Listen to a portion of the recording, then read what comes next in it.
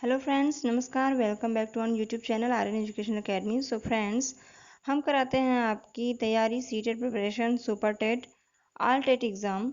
सो friends, यहाँ पर अभी तो हम फिलहाल लेकर के चलेंगे सीटेट। ओके, तो सुपर टेट की भी तैयारी हम करा रहे थे, बट अभी आपको जैसा कि पता चला होगा, अगर आपने हमारा पिछला वीडियो देखा होगा, कि हमने बताया था आपको कि सीटेट का जो डेट था वो फिक्स हो चुका है। अब आपको किसी भी अब आप डाउट में नहीं होंगे कि एग्ज़ाम्स कब होंगे। ओके, तो एग्ज़ाम आपको 5 जून को ही होना है, 5 जुलाई को ही होना है।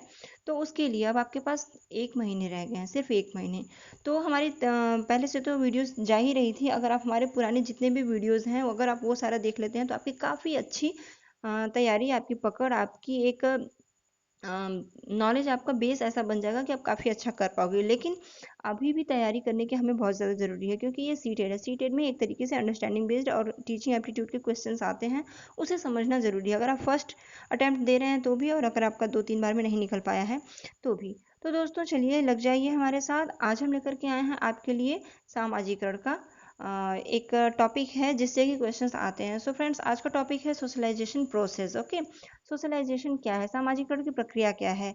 आपको मैं बता दूं कि सीटेट परीक्षा में, जानते हैं, विगत वर्षों में पिछले जो वर्ष बीते, उनमें इस टॉपिक से बहुत सारे क्वेश्चंस आए थे। आपको बताते चलूं कि 2011 में एक प्रश्न आए थे, 2012 में भी एक प्रश्न आया था, 2013 में 2 प्रश्न आए थे, और 2014 में भी 2 प्रश्न आए थे, 2015 में 2 प्रश्न, और 16 में 2 प्रश्न। मतलब ये है कि 2 प्रश्न। अब इधर बीच जो भी एग्जाम्स आ रहे हैं आपके, तो सोशलाइजेशन से कम 2 क्वेश्चंस बन रहे हैं। तो सोशलाइजेशन से जितना भी क्वेश्चंस बन रहा है, आज हम 20-22 क्वेश्चंस देखेंगे हम। तो इसमें से आपका बाहर नहीं आएगा ये सोशलाइजेशन के थ्रू प्रक्रिया क्या है, तरीके कितने हैं, और किसने क्या वो डिफिनेशन किसकी क्या है, क्या किसने कहा है, वो सब कुछ आपका इसमें कवर हो जाएगा। तो चलिए हम क्वेश्चन स्टार्ट करते हैं। अभ्यास प्रश्न है, कुछ क्वेश्चंस को ही देखेंगे, क्योंकि अब थ्योरी पढ़ने का टाइम नहीं रह गया दोस्तों। थ्योरी के बेस पर ही जो क्वेश्चंस बने हुए हैं, वो क्वेश्चन और साथ ही साथ हम समझाते चलेंगे, जिससे कि आपको थ्योरी भी समझ में आती जाएगी। 1 महीना रह गया दोस्तों। डेली प्रैक्टिस मोस्ट इंपॉर्टेंट है। डेली प्रैक्टिस, आप हमारा वीडियो देखिएगा कि मेरी स्ट्रेटेजी क्या रही, मैंने कैसे किया।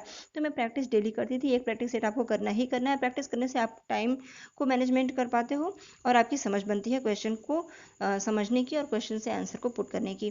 तो चलिए दोस्तों, टाइम न ज़्यादा लेते हुए हम स्टार्ट करते हैं। अभ्यास प्रश्न है यहाँ पर आपका।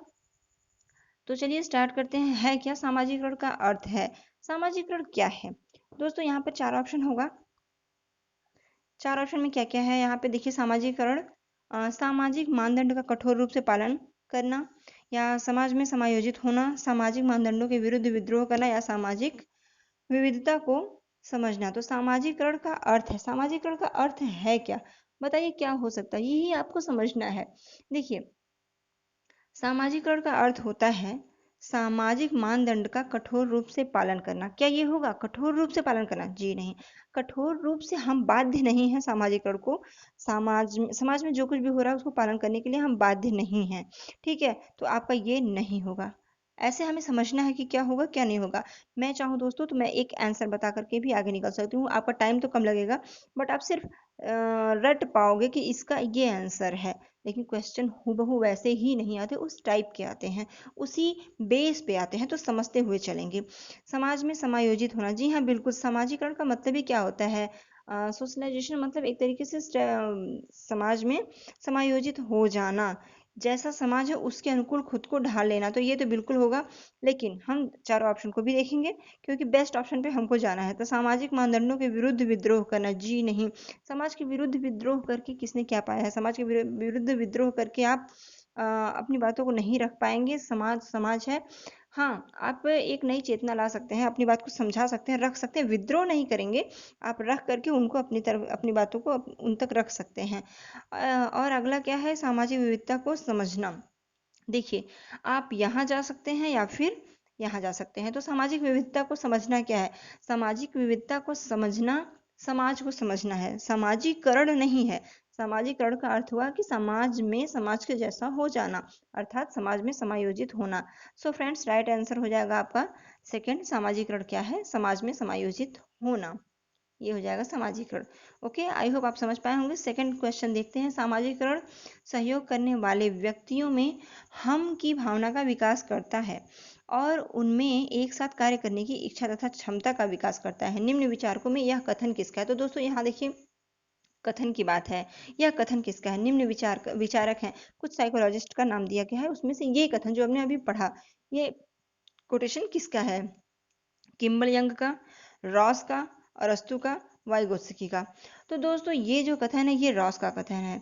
देखिए अब याद करना है आप लोगों को, सामाजिकरण सहयोग करने वाले व्यक्तियों में हम की भावना, मतलब हम का भावना का अर्थ हुआ कि स्वयं की भावना, मैं की भावना, खुद जो होती है उसका बात हो रहा है। तो हम की भावना, मैं की भावना, स्वयं की भावना का विकास होता है और उनमें एक साथ कार्य करने की इच्छा तथा क्षमता का विकास करता है। तो ये जो कथन है ये किसका है? तो ये रॉस का कथन है। तो दोस्तों याद करने की बात है इसे, इसमें फैक्ट ही है, इसमें और कुछ करना नहीं है। ये रॉस की का कथन है, इसे आप याद कर लीजिएगा। ओके, तो मैं बताती चलूँ आपको दोस्तों कि अगर बात करें किम्बल यंग की, तो किम्बल यंग का कथन क्या है? सामाजिकरण वह प्रक्रिया है जिसके द्वारा व्यक्ति सामाजिक सांस्कृतिक क्षेत्र में प्रवेश करता है एवं समाज के विभिन्न समूहों का सदस्य बनता है। समाज में प्रवेश करता है और समाज के विभिन्न समूहों का सदस्य बनता है तथा जिसके द्वारा समाज के मूल्य मान्यताओं को वो स्वीकार करने की प्रेरणा मिलती है उसको। ये किम्बल यंग का है। तो आप यहाँ पे जाएंगे रॉस पर, ये रॉस का कथन है। किम्बल यंग के बारे में मैंने बता दिया, अगर आता है तो आप वो करेंगे, ठीक है। तो ये राइट आंसर हो गया आपका रॉस। सामाजिकरण के संदर्भ में निम्नलिखित में से कौन सा कथन सत्य है? सामाजिकरण के संदर्भ में निम्नलिखित में से कौन सा कथन सत्य है? संस्कृति का हस्तांतरण भी सामाजिकरण की प्रक्रिया द्वारा ही होता है। सामाजिकरण के कुछ महत्वपूर्ण अभिकर्ता माता पिता, समवयस्क समूह, विद्यालय, धार्मिक संस्थाएं और जनसंचार माध्यम जैसे दूरदर्शन इत्यादि हैं। पालने के तरीकों का प्रभाव बच्चे के सामाजिकरण पर नहीं पड़ता है। सामाजिकरण का कार्य समाज में रहकर ही संभव है, समाज से अलग रहकर नहीं। पूछा क्या जा रहा है दोस्तों? मोस्ट इंपॉर्टेंट, आपको यहाँ असत्य पूछा जा रहा है, ठीक है। क्या नहीं है, अर्थात ये सामाजिकरण के संदर्भ में निम्नलिखित में से कौन सा कथन असत्य है? तो सत्य क्या क्या है ये देख लेते हैं। मेरा यही तरीका रहा है दोस्तों कि क्या सही है ये देख लेती हूँ, फिर क्या गलत होगा या क्या नहीं होगा या क्या असत्य होगा वो खुद ब खुद निकल आता है। तो सामाजिकरण मीन्स क्या? संस्कृति का हस्तांतरण बिल्कुल होता है। सामाजिकरण में हम कैसे कुछ जानते हैं, हम अपने पूर्वजों के द्वारा, अपने परिवेश के द्वारा, अपने पास पड़ोस के द्वारा जो कुछ भी होता रहता है समाज में, उसी को देख करके बड़े बुजुर्ग लोग हमें बताते हैं, तो हस्तांतरण ही होता है, ठीक है। तो ये तो है। एंड सामाजिकरण के कुछ महत्वपूर्ण अभिकर्ता माता पिता, समवयस्क समूह, विद्यालय, धार्मिक संस्थाएं, जनसंचार, ये सब भी क्या है? सामाजिकरण इन्हीं से होता है हमारा। तो ये भी है। एंड देखते हैं थर्ड फोर्थ। पालने के तरीकों का प्रभाव बच्चे के सामाजिकरण पर नहीं पड़ता। यही होगा आंसर आपका, क्योंकि यहाँ पर दिया गया पालने के तरीकों का प्रभाव। अब एक बच्चे का जो लालन पालन हो रहा है वो हम किस तरीके से कर रहे हैं, हम जिस भी तरीके से करेंगे, जिस भी तरीके से बच्चे का पालन पोषण करेंगे, क्या बच्चे पर उसका प्रभाव नहीं पड़ेगा? तो ये गलत है, बिल्कुल प्रभाव पड़ेगा। अगर आप अच्छे परिवेश में बच्चे का पालन पोषण करेंगे बच्चा अच्छा होगा, अच्छे संस्कार वाला होगा। और अगर आप उसे जिस तरीके का संस्कार देंगे वैसा होगा, ठीक है। जिस परिवेश में आप बच्चे को ढालेंगे वैसा बच्चा होगा, बिल्कुल प्रभाव पड़ता है। यहाँ दिया गया नहीं पड़ेगा तो यही असत्य हो जाएगा, ठीक है। सामाजिकरण का कार्य समाज में रहकर ही संभव है, समाज से अलग रहकर नहीं। तो ये भी कहीं ठीक ही है, ठीक है। तो नहीं पूछा है तो आपका राइट आंसर थर्ड हो जाएगा। आगे बढ़ेंगे।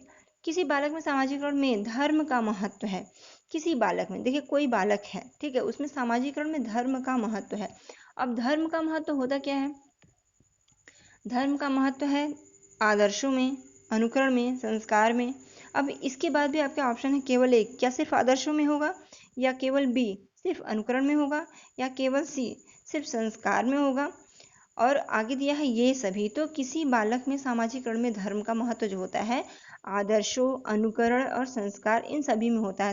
सामाजिकरण में धर्म का मतलब आप समझ रहे होंगे कि समाज में जो भी धर्म विशेष है, जो भी जिसका धर्म है उसको हम कैसे सीखते हैं। हमारे कुछ आदर्श हैं जिनके थ्रू हम उन धर्मों का पालन करते हैं। हमारा अनुकरण है, हम अपने बड़े बुजुर्गों से देख करके अनुकरण करके सीखे हैं। और हमारे संस्कार में है। तो ये तीनों ही हो जाएंगे। सो राइट आंसर हो जाएगा आपका फोर्थ, ये सभी। ओके, सामाजिकरण की प्रक्रिया में उन क्या है, फिल इन द ब्लैंक्स, उनको प्राप्त किया जाता है जिन्हें समाज में महत्व दिया जाता है। तो सामाजिकरण की प्रक्रिया में उनको किसको, मानकों को, मूल्यों को, विश्वासों को, ये सभी को। तो दोस्तों यहाँ पर देखिए सामाजिकरण की प्रक्रिया में जब सामाजिकरण होता है बच्चे का, सोशलाइजेशन होता है बच्चे का, किसी भी व्यक्ति का, प्राणी का, तो वहाँ पे कुछ मानक होते हैं कि समाज का ये मानक है, ये मानना ही होगा। कुछ मूल्य होते हैं, नैतिक मूल्य, और कुछ विश्वास होते हैं, कुछ धारणाएं होती हैं, तो इन सभी को मानना होता है। समाज का अर्थ ही हुआ इन सभी को मानना होगा दोस्तों। तो ये आपका राइट आंसर हो जाएगा, ये सभी यहाँ पर भी। फिलहाल मैं आपको बार बार बताती हूँ कि ये सभी पर बिना सोचे समझे निशान न लगाइएगा। कहीं कहीं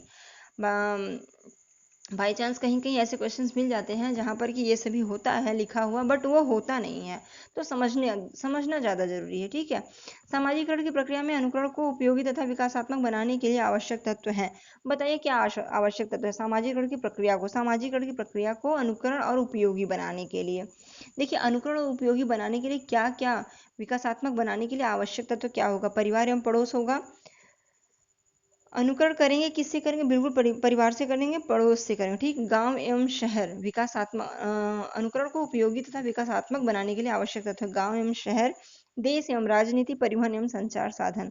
तो सामाजिकरण करना तो समाज में रहकर करना है। सामाजिकरण होता कैसा है, समाज में रहकर होता है। समाज क्या है, परिवार, परिवार के बाद पास पड़ोस, हमारे मित्र, हमारा खेल का मैदान, बच्चों के लिए खेल का मैदान, पास पड़ोस, मित्र उनका, यही उनका परिवेश होता है, यही उनका समाज होता है। तो बात यहाँ पे परिवार बिल्कुल है, परिवार और पास पड़ोस, पड़ोस भी है। तो गांव और शहर नहीं दोस्तों, गांव और शहर, राजनीति और परिवहन एवं साधन संचार नहीं होगा। यहाँ पे फर्स्ट ऑप्शन आपका राइट हो जाएगा, परिवार एवं पड़ोस, ठीक है। आगे बढ़ेंगे। आप अपनी कक्षा के बालकों में सामाजिकरण की प्रक्रिया को तेज करना चाहते हैं, इसके लिए आप निम्नलिखित में से कौन सा कदम उठाएंगे, ठीक है। आप अपने बच्चों में क्या करना चाह रहे हैं, सोशलाइजेशन का जो प्रोसेस है उसको तेज करना चाह रहे हैं, बच्चे जल्दी से सामाजिकरण सीख लें। सामाजिकरण मीन्स क्या, नैतिक, सांस्कृतिक, सामाजिक सभी तरीके के मूल्य बच्चों के अंदर समावेश हो जाएं, सब कुछ बच्चा सीख ले, व्यवहार ये सब कुछ समझ ले बच्चा कि कैसे किसके साथ क्या करना है। तो आप कौन सा कदम उठाएंगे जो सबसे बेस्ट होगा। पहला ऑप्शन होगा बालकों को स्कूल की परंपराओं से परिचित कराना, स्कूल की परंपराओं से परिचित कराना, ठीक है, देख लेते हैं। बालकों में सामाजिक आदर्श स्थापित कराएंगे, ठीक है।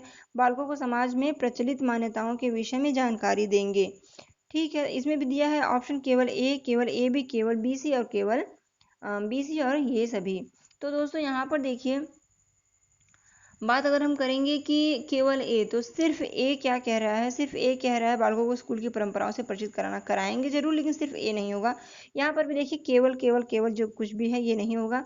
यहाँ पे ये तीनों चीजें ऐसी हैं जो कि सोशलाइजेशन कराने के लिए, बच्चे की सामाजिक प्रक्रिया को तेजी से बढ़ाने के लिए करना होगा। एक विद्यालय में बच्चा जाएगा, विद्यालय में भी आदर्श स्थापित करेंगे बालक, और सामाजिक आदर्श स्थापित कराए जाएंगे, सिखाया जाएगा, परंपराओं से परिचित कराया जाएगा, और प्रचलित जो मान्यताएं अर्थात जो पहले से हमारी मान्यताएं रह चुकी हैं वो सब भी हम बताएंगे बच्चों को, तभी होगा। तो यहाँ पर भी आपका हो जाएगा ये सभी ऑप्शन, आपके सही हो जाएंगे ये सभी।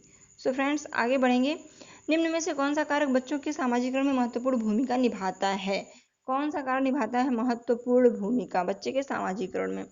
देखिए बच्चे के सामाजिकरण में महत्वपूर्ण भूमिका की बात है तो पालन पोषण बिल्कुल निभाता है। जैसा पालन पोषण आप करेंगे वैसा ही बच्चे का सामाजिकरण होगा, वैसा ही बच्चे का व्यवहार होगा, वैसा ही बच्चे के अंदर ज्ञान और संस्कृति और एक व्यवहार, बिहेवियर, जैसा कि वो आप में देखा होगा, जैसा आप अपने बड़ों के साथ, अपने घर परिवार के साथ करते होंगे, वैसा ही वो सीखेगा पालन पोषण के दौरान।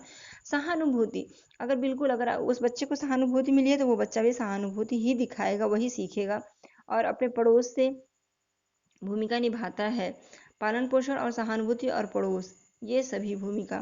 तो क्या है क्वेश्चन, सामाजिकरण में महत्वपूर्ण भूमिका कौन कौन निभाता है, पालन पोषण भी निभाता है, सहानुभूति भी निभाया जाता है, और पड़ोस। कहने का मतलब देखिए आप यहाँ पे थोड़ा सा कंफ्यूज हो सकते हैं कि बात ये हो रही है कि किस किस विधि से या किस किस तरीके से या कौन ऐसा है जो कि सामाजिकरण में महत्वपूर्ण इंपॉर्टेंट रोल प्ले करता है। तो पालन पोषण तो इंपॉर्टेंट रोल प्ले ही कर ही रहा है, बच्चे का पालन पोषण ही दिखाता है कि बच्चा है कैसा। तो सामाजिकरण होता है उसका। सहानुभूति भी एक उसी चीज में कैटेगरी में आ गई कि अगर बच्चे के साथ सहानुभूति दिखाई गई है तो बच्चा अपने समाज में भी लोगों के साथ वैसा ही व्यवहार करेगा। और पड़ोस, पड़ोस जैसा बच्चे के साथ व्यवहार करेगा या उसने अपने पड़ोस में लोगों को जैसा करते हुए देखा होगा वही बच्चा करेगा। सो फ्रेंड्स राइट ऑप्शन यहाँ पर भी हो जाएगा ये सभी। आगे बढ़ेंगे, बालक के सामाजिकरण की प्रक्रिया कब आरंभ होती है? जी हाँ, मोस्ट इंपॉर्टेंट, बालक के सामाजिकरण की प्रक्रिया कब प्रारंभ होती है? बताइए कब प्रारंभ होती है? जन्म से 3 वर्ष के बाद होती है, या जन्म से होती है, या किशोरावस्था में होती है, या वयस्क होने के बाद होती है? तो दोस्तों सामाजिकरण की प्रक्रिया कब आरंभ होती है? बात है यहाँ पे प्रारंभ, देखिए ध्यान दीजिएगा, प्रारंभ होने की बात की गई है। तो जन्म से, दोस्तों बता दें हम आपको कि बच्चे के सामाजिकरण की प्रक्रिया, बच्चा जब समाज में, बच्चा जब इस धरती पर जब भी अवतार लेता है, जब भी जन्म लेता है, जब भी बच्चा पैदा होता है, जो भी आप कह लें, तो बच्चे के इस धरती पर आते ही भावनाएं, फीलिंग्स, आवश्यकता, वो हर एक चीज़ उस बच्चे को महसूस होने लगती है। जैसे कुछ ही क्षण के बाद यदि बच्चे को भूख लगती है तो बच्चा रोना प्रारंभ कर देता है, और बच्चा लोगों को देख करके देखना, इधर उधर देखना प्रारंभ कर देता है। तो क्या वो सामाजिक चीज़ें ही हैं सब कुछ। समाज में यदि वो आ गया तो समाज के साथ उसका सामाजिकरण प्रारंभ हो गया। तो जन्म से ही आप मानेंगे, यहाँ पे राइट आंसर हो जाएगा आपका सेकेंड। आगे लगाए चलेंगे, सामाजिकरण की किस अवस्था में बच्चों में जिज्ञासा की प्रवृत्ति उच्च पाई जाती है? देखिए सामाजिकरण की किस अवस्था में, जो भी अवस्थाएं हैं ये सभी सामाजिकरण की अवस्थाएं हैं। शैशव का जब जन्म से शुरू होता है तो ये आपकी चारों अवस्थाएं सामाजिकरण के अंतर्गत आ जाएंगी, क्योंकि बच्चे का सामाजिकरण जन्म से ही शुरू हो जाता है। और आपको बता दूं कि जैसे विकास जीवन पर्यंत चलने वाली प्रक्रिया है, वैसे ही सामाजिकरण भी जीवन पर्यंत चलने वाली प्रक्रिया है, सतत चलने वाली प्रक्रिया है। तो दोस्तों यहाँ पे सामाजिकरण की बात हो रही थी। सामाजिकरण को किस अवस्था में बच्चों के जिज्ञासा की प्रवृत्ति उच्च पाई जाती है, मतलब बच्चों में क्यूरियोसिटी बहुत ज़्यादा देखने को मिलती है। कब, किस समय में? क्या शैशवकाल में क्यूरियोसिटी होती है, किशोरावस्था में होती है, प्रारंभिक बाल्यावस्था में होती है, या उत्तर बाल्यावस्था में होती है? तो दोस्तों क्यूरियोसिटी बच्चे में प्रारंभिक बाल्यावस्था में होती है। देखिए शैशव काल में तो बच्चा एक तरीके से बस सिर्फ अनुकरण करता है, देखता है, अपने हाथों पाँव को हिलाता डुलाता है, और वैसे ही। लेकिन किशोरावस्था तो बहुत ही ज़्यादा वो हो गया, बहुत ही परिपक्व होने लगता है बच्चा। और सबसे ज़्यादा क्यूरियोसिटी बाल्यकाल में भी बाल्यकाल जो शुरू होता है एज, बाल्यकाल में जो स्टार्टिंग एज है, प्रारंभिक बाल्यावस्था, उस समय में बच्चे को क्या हुआ, कैसे हुआ, क्या क्यों का प्रश्न बच्चा बहुत करता है। और ये क्या क्यों का प्रश्न जो है जिज्ञासा को जन्म देती है। तभी क्या क्यों का बच्चा प्रश्न करता है। तो क्या क्यों का प्रश्न, कैसे का प्रश्न करना ही जिज्ञासा है। उच्च प्रवृत्ति पाई जाती है प्रारंभिक किशोरावस्था में। किशोर होने से पहले स्टार्टिंग जब होती है किशोरावस्था की, तो बच्चे में बहुत क्यूरियोसिटी रहती है, क्या कुछ कैसे कैसे हुआ, सब कुछ जानने की। तो आपका राइट आंसर हो गया सेकंड। ओके, चलेंगे आगे बढ़ेंगे। सामाजिकरण की किस अवस्था में बालकों में समकक्ष मित्रों एवं समूहों के साथ समायोजन करने की प्रवृत्ति का विकास होता है? दोस्तों सामाजिकरण के टॉपिक से ही आज हमने देखिए आप चाहे प्राइमरी लेवल का पेपर दें या फिर जूनियर लेवल का, दोनों के लिए कुछ टॉपिक ऐसे हैं जो कि दोनों में सेम होते हैं। तो अभी हम जो करा रहे हैं, देखिए सोशलाइजेशन का टॉपिक करा रहे हैं, वो आपका जूनियर में भी और प्राइमरी के लिए भी, दोनों के लिए सेम है। बस आपको ध्यान देना होगा कि प्राइमरी के लिए आपका लिख करके आएगा इस तरीके से कि प्राथमिक अवस्था में, प्राथमिक कक्षा के लिए या फिर उच्च प्राथमिक कक्षा के लिए, इस तरीके से क्वेश्चन बनता है। बाकी साइकोलॉजी जो होती है, पेडोलॉजी जो होती है, ये दोनों में सेम होती है। बस हमें समझना होता है कि किस उम्र का बच्चा क्या करेगा। तो जूनियर लेवल का बच्चा जो होगा वो आपका 11 से 14 वर्ष के बीच की अवस्था में बच्चे जिस तरीके से जो कुछ करते हैं, जितना सीखते हैं, वो आप दिखाएंगे, वहाँ से आंसर पुट करेंगे। और जो आपका होगा प्राइमरी के लिए, प्राथमिक कक्षा के लिए, तो वहाँ पे आप 6 से लेकर 11 वर्ष तक के बच्चों को समझ करके करेंगे।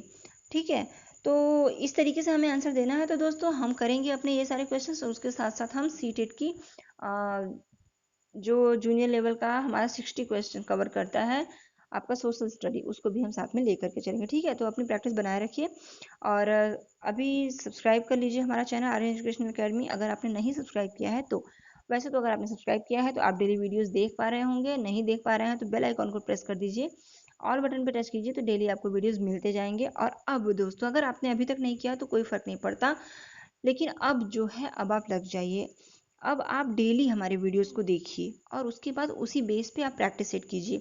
डेली वीडियो देखेंगे, डेली प्रैक्टिस सेट करेंगे तो 100% आप श्योर सीटेट निकाल पाएंगे। और सीटेट निकालने के बाद, क्रैक करने के बाद आगे सुपर टेट एग्ज़ाम आएंगे, जिससे कि आपका सिलेक्शन श्योर हो सकता है। तो दोस्तों चलिए देखते हैं आगे का क्वेश्चन क्या है। सामाजिकरण की किस अवस्था में बालकों के समकक्ष मित्रों एवं समूहों के साथ समायोजन करने की प्रवृत्ति का विकास होता है? देखिए, प्रारंभिक बाल्यावस्था, किशोरावस्था, उत्तर बाल्यावस्था और शैशवावस्था।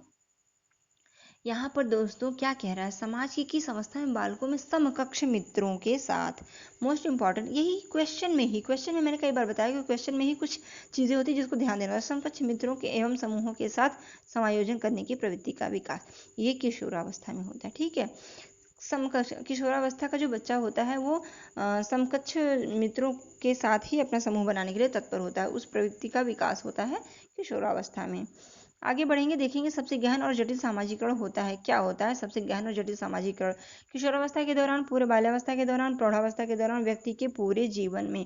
तो दोस्तों यहाँ पर बताते चले आपको कि सबसे गहन और जटिल सामाजिकरण का मतलब क्या है। देखिए, आंसर तो आपका हो जाएगा फर्स्ट ही, किशोरावस्था के दौरान। सबसे गहन और जटिल सामाजिकरण आपने खुद महसूस किया होगा, आप उसी एज से होकर के अभी आगे परिपक्वावस्था में हैं, तो आप खुद फील किए होंगे कि किशोरावस्था क्या थी।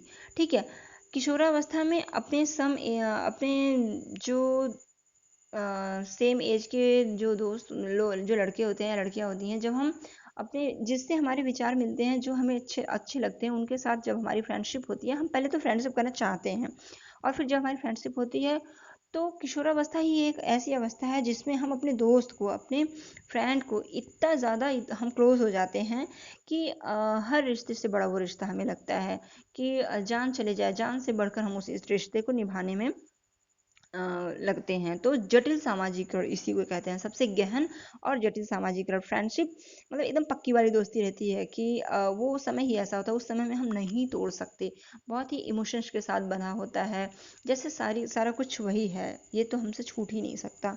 बट समय के साथ साथ आप आगे बढ़ते हैं, मेच्योरिटी आती है, सब कुछ समझते हैं, फिर आगे की प्रक्रिया होती है। लेकिन सबसे गहन और जटिल सामाजिकरण होता है वो किशोरावस्था के दौरान होता है। ठीक है, आगे बढ़ेंगे। शिक्षकों को यह सलाह दी जाती है कि वे अपने शिक्षार्थियों को सामूहिक गतिविधियों में शामिल करें, क्योंकि सीखने को सुगम बनाने के अतिरिक्त ये किस में सहायता करती है? दुश्चिंता में सहायता करती है, सामाजिकरण में सहायता करती है, मूल्य द्वंद्व में सहायता करती है, आक्रामकता में सहायता करती है। तो दोस्तों शिक्षकों को यह सलाह दी जाती है, किसी भी टीचर को, एज अ टीचर आप भी तैयारी कर रहे हो, हम भी कर रहे हैं, तो शिक्षकों को सलाह दी जाती है, हमें क्या सलाह दी जाएगी कि हम शिक्षार्थियों को सामूहिक गतिविधियों में शामिल करें।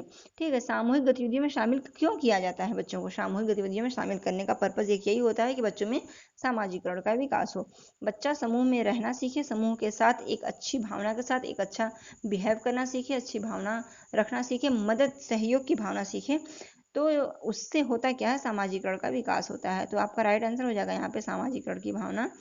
इसके अतिरिक्त सामाजिकरण में भी सहायता करती है। ठीक है, दुश्चिंता नहीं होगा आपका, मूल्य द्वंद्व नहीं होगा, आक्रामकता भी नहीं होगा, सामाजिकरण इज द राइट आंसर। आगे, सॉरी,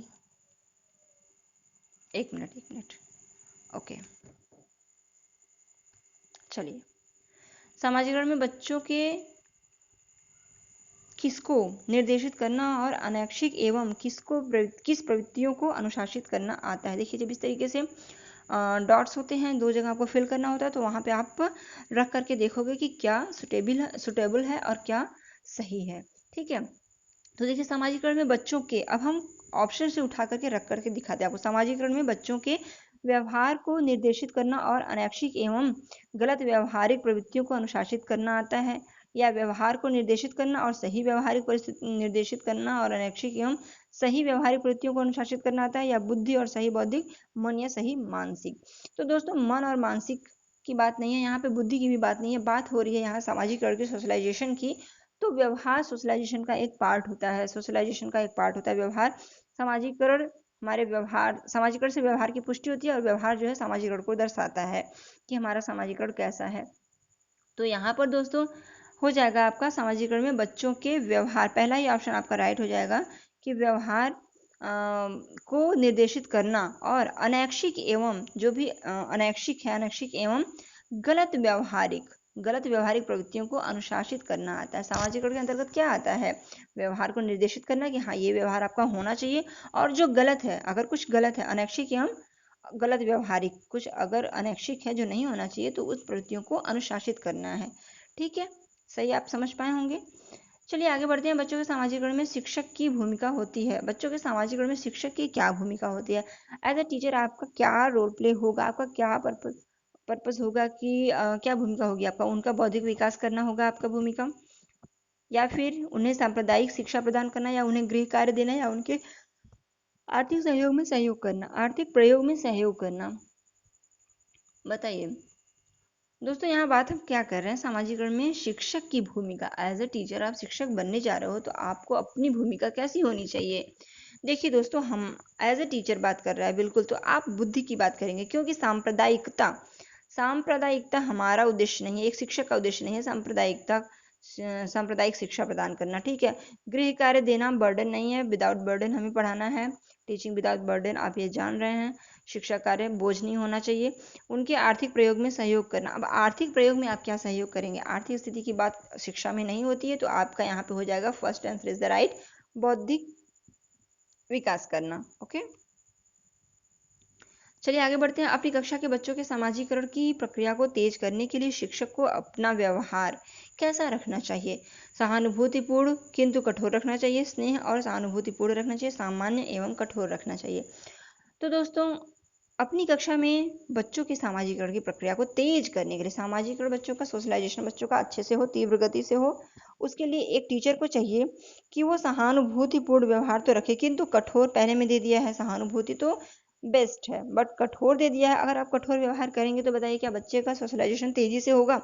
चाहे सोशलाइजेशन हो, या फिर व्यवहार हो, या फिर उसका कॉग्निटिव सिस्टम हो, ज्ञान हो, संज्ञानात्मक प्रक्रिया हो, कुछ भी हो, अगर आप कठोरता कर रहे हैं या दंड दे रहे हैं तो बच्चा बिल्कुल भी आगे नहीं बढ़ेगा, नहीं सीख पाएगा, वहीं पे बच्चा कुंद हो जाएगा, रुक जाएगा उसका सब कुछ ग्रोथ। तो आपको ये ऐसा कुछ भी नहीं करना है।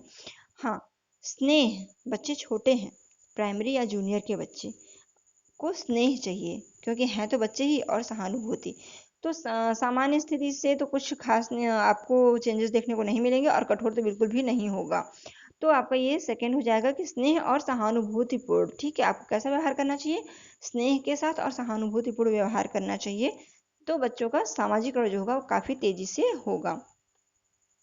निम्न में से क्या बच्चों के सामाजिकरण में प्रमुख भूमिका निभाता है? बच्चे के सामाजिकरण में प्रमुख भूमिका क्या निभाता है? खेलकूद, अच्छे कपड़े, बच्चे की सुंदरता, बच्चे की अच्छी पाठ्य पुस्तक। तो दोस्तों, आई होप इसमें से किसी का भी गलत नहीं होगा। ये बिल्कुल लड्डू क्वेश्चन है, आराम से आप लगा लेंगे। देखिए, सामाजिकरण की बात कर रही है तो किया जा रहा है सामाजिकरण। क्या सामाजिकरण अच्छे कपड़ों से होता है? आपके अंदर आपका व्यवहार जो है क्या अच्छे कपड़े से दिखेगा? आपका सामाजिकरण, आप समाज में कैसे हैं, क्या आपके कपड़े से दिखेगा? बच्चे की सुंदरता, क्या बच्चा अगर सुंदर है तो बहुत ही ज़्यादा वो सोशलाइजेशन, बहुत ही ज़्यादा उसके अंदर सामाजिकरण है? या बच्चे की अच्छी पाठ्य पुस्तक, क्या किसी बच्चे की बुक देखकर बताया जा सकता है कि क्या बच्चे के सामाजिकरण में प्रमुख भूमिका? इसी का मतलब एक बुक जो है बहुत अच्छा रोल प्ले करेगा। अगर आपके पास एक अच्छी बुक हो तो क्या आप एक सामाजिकृत, एक उत्कृष्ट सामाजिक व्यक्ति बन जाएंगे? या अच्छे कपड़े हो तो उत्कृष्ट सामाजिक व्यक्ति बन जाएंगे? या अच्छे सुंदर डील डॉल हो तो आप अच्छे बन जाएंगे? नहीं दोस्तों, सामाजिकरण का मतलब क्या हो गया? सहयोगात्मक प्रवृत्ति, व्यवहार, बिहेवियर अच्छा होना। तो खेल कूद, एक बच्चे के लिए खेल कूद एक ऐसा माध्यम है जिसमें कि बच्चा जब खेल कूद करता है तो कई बच्चों के साथ वो रहता है, और जब कई बच्चों के साथ रहता है तो सहयोगात्मक प्रवृत्ति की भावना बढ़ती है, और साथ में रहने की भावना का मतलब ही हो गया सामाजिकरण। वो समझ पाता है कि हम मतलब किसी भी तरीके का भेदभाव, रंग भेद, वर्ण भेद, जाति भेद, किसी भी तरह का भेदभाव बच्चों में नहीं रहता। बच्चे एक साथ मिल करके कार्य को करने की और चीज़ों को सीखते हैं। तो खेलकूद ही आपका सबसे बेस्ट होगा, जिससे कि आप सामाजिकरण में, जो कि आपके लिए एक main role, lead role play करेगा। ओके, आई होप आप काफ़ी अच्छे से समझ पाए होंगे। निम्नलिखित में से किस विचारक में मैं और मुझे का सिद्धांत दिया है? देखिए, ये कुछ विचारकों की बात है कि किसने दिया है ये सिद्धांत, मैं और मुझे का सिद्धांत किसने दिया है। तो दोस्तों, यहाँ पर तो कुछ बात नहीं है कि हम किसी के बारे में बताएं, यहाँ पे आपका फैक्ट आंसर हो जाएगा मीड। मैं निम्नलिखित में से मैं विचारक, किस विचारक ने मैं और मुझे का सिद्धांत दिया? तो आपका आंसर हो जाएगा सेकंड, मीड, मैं और मुझे का सिद्धांत। ठीक है, देखिए मैं आपको बताती चलूं कि मैं और मुझे का सिद्धांत ये जो है क्या है कि इस सिद्धांत में के जनक, इस सिद्धांत के जनक मीड महोदय हैं। ठीक है, आपको आंसर तो मिल ही गया। इनके मतानुसार हम समाज में अपनी भूमिका निर्वाह करते हैं। बालकों में धीरे धीरे यह अवधारणा विकसित होने लगती है कि उनकी बातों का व्यवहारों का अन्य व्यक्तियों पर कैसा प्रभाव पड़ता है। इसके माध्यम से बालकों में मैं की भावना विकसित होती है। ठीक है, मैं की भावना विकसित होती है और उनका सामाजिकरण तीव्र गति से आरंभ होता जाता है। ठीक, तो ये कहना था इनका, मीड महोदय का। मैं और मुझे का सिद्धांत मीड महोदय का है। चलिए इसे याद कर लीजिएगा। वैसे भी आपको याद करने के लिए मैं और मुझे और मीड काफ़ी अच्छा एक वर्ड कॉम्बिनेशन है, मैं मुझे मीड। ओके, तो चलिए इस तरीके से भी आप याद कर लेंगे। प्रत्येक समाज में अपनी विचारधारा, मूल्य, भाव, विश्वास, आदर्श तथा संस्कार जीवित अवस्था में होते हैं। सामूहिक प्रतिनिधित्व का सिद्धांत के तहत यह विकास मत है। तो यह विकास मत किसका है दोस्तों? ये जो विकास मत है ये आपका हो जाएगा, ऑप्शंस क्या क्या है कि ये तो दुर्खिम का, हाँ दुर्खिम है दूसरे ऑप्शन में, किम्बल यंग, दुर्खिम, डार्विन और रॉस। तो दोस्तों ये आपका हो जाएगा दुर्खिम का। ये जो है डिफिनेशन, ये कोटेशन ये लोगों ने कहा है, इनकी कहावत है, तो इसमें कुछ समझने की ज़रूरत नहीं है। आप स्क्रीनशॉट ले लीजिए या फिर नोट कॉपी पर लिख लीजिए। ये दुर्खिम का है। मोस्ट इंपॉर्टेंट दोस्तों, पूछा जा सकता है रॉस का या दुर्खिम का पूछा जा सकता है, तो आप इसे नोट कर लीजिए। क्या कहा इन्होंने? देखिए सामूहिक प्रतिनिधित्व का सिद्धांत, इनको कहते हैं हम सामूहिक प्रतिनिधित्व का सिद्धांत। देखिए यहाँ रहा, सामूहिक प्रतिनिधित्व का सिद्धांत दुर्खिम का है। ठीक है, सामूहिक प्रतिनिधित्व का सिद्धांत ये दुर्खिम का है। इन्होंने इसमें कहा क्या है, इसके जनक दुर्खिम है और इनके कथनानुसार प्रत्येक समाज में अपनी विचारधारा, मूल्य, भाव, विश्वास, आदर्श, संस्कार तथा मान्यताएं प्रगतिशील अवस्था में होती हैं, जिसे समाज के व्यक्तियों द्वारा स्वीकृति मिली हुई होती है। ये इनका कहना था। ठीक है, तो याद कर लीजिएगा आप लोग इसे। कृतिका अक्सर घर में ज़्यादा बात नहीं करती, लेकिन विद्यालय में वह काफ़ी बात करती है। यह दर्शाता है कि, देखिए मोस्ट इंपॉर्टेंट क्वेश्चन है, ये कई बार आया हुआ क्वेश्चन है, हो सकता है अगर लक बाई चांस की ये फिर से क्वेश्चन आ जाए, बट बहुत ही इंपॉर्टेंट है, बहुत अच्छा क्वेश्चन भी है। तो चलिए देखते हैं। कृतिका अक्सर घर में ज़्यादा बात नहीं करती, लेकिन विद्यालय में वह काफ़ी बात करती है। यह दर्शाता है, क्या दर्शाता है, क्यों वो ऐसा करती है? घर में तो वो बिल्कुल चुपचाप सी रहती है, लेकिन विद्यालय में वो ज़्यादा बात करती है। इसका कारण क्या है, इसका रीज़न क्या हो सकता है? विद्यालय हर समय बच्चों को खूब बात करने का अवसर देता है, या शिक्षकों की यह मांग होती है कि बच्चे विद्यालय में खूब बात करें, या फिर कृतिका को अपना घर बिल्कुल पसंद नहीं है, या उसके विचारों को विद्यालय में मान्यता मिलती है। दोस्तों देखिए मोस्ट इंपॉर्टेंट आपको मैं पहले ये बता दूं कि राइट आंसर आपका हो जाएगा फोर्थ। क्यों होगा ये सुनिएगा। देखिए विद्यालय हर समय बच्चों को खूब बात करने का अवसर देता है। ऐसा तो है नहीं कि विद्यालय में बस पहुंचते ही बच्चे खूब बातें ही करते हैं। जिस बच्चे की जैसी प्रवृत्ति होगी, अगर बच्चा शांत है तो उसको जबरदस्ती नहीं किया जाएगा, अगर बच्चा बोलता है ज़्यादा तो उसको रोका भी नहीं जाता है। बच्चे स्वतंत्र होते हैं। ठीक है, और शिक्षकों को यह मांग होती है कि बच्चे खूब बातें कर लीजिए। ऐसा कुछ भी नहीं है, आप भी जानते हैं कि ऐसा कुछ भी नहीं है कि बच्चे, शिक्षकों की मांग है कि बच्चे खूब बातें करें। हाँ, बातें करने से होती क्या है कि उनका अपना स्वभाव निखर के आता है, वो बोलने में उनकी हिचक खत्म होती है। कृतिका को अपना घर बिल्कुल पसंद नहीं, किसी भी बच्चे को अपना घर पसंद नहीं होता, ऐसा कुछ नहीं है। हाँ, क्यों पसंद नहीं है या फिर वो क्यों बात नहीं कर पाती, वो इसलिए क्योंकि उसके विचारों को विद्यालय में मान्यता मिलती है। उसके जो थॉट्स हैं, उसका जो तरीका है बात करने का, या फिर उसके अपने जो विचार हैं, उसके जो भी अपने विचार हैं दोस्तों, उसके विचारों को मान्यता जहाँ मिलती है वहीं पे तो वो बात करेगी। ऐसे जगह पे बात करने समझाने का क्या मतलब, जहाँ पे सिर फोड़ने के जैसा हो कि बस सिर फोड़ते रहो, बोलते रहो और कहीं किसी को कुछ फर्क ना पड़े। तो उसके विचारों को जहाँ मान्यता मिले, आपकी बातों को जहाँ वैल्यू दी जाए, आप वहीं भी बोलें तो ज़्यादा बेहतर होगा। तो उसके विचारों को विद्यालय में मान्यता मिलती है, मतलब घर के लोग उसकी बातों को नहीं उतना वैल्यू देते हैं, इसलिए वो नहीं बात करना पसंद करती। विद्यालय में वैल्यू देते हैं, इसलिए वो विद्यालय में बहुत सारी बातें करती है। ओके, तो ये रहा राइट आंसर। सबसे अधिक गहन और जटिल सामाजिकरण होता है, सबसे अधिक गहन और जटिल सामाजिकरण जो होता है दोस्तों, क्या पूछा जा रहा है, कब होता है? तो ये आप समझ चुके हैं, कर चुके हैं, किशोरावस्था के दौरान, पूर्व बाल्यावस्था के दौरान, प्रौढ़ावस्था के दौरान, व्यक्ति के पूरे जीवन में। पूरे जीवन में नहीं होगा दोस्तों, और सिर्फ प्रौढ़ावस्था में भी नहीं होगा, पूर्व बाल्यावस्था में भी नहीं होगा। आप जानते हैं जटिल और गहन मैं बता चुकी हूँ एक बार। सामाजिक और सोशलाइजेशन जो होता है वो आपका किशोरावस्था के दौरान होता है।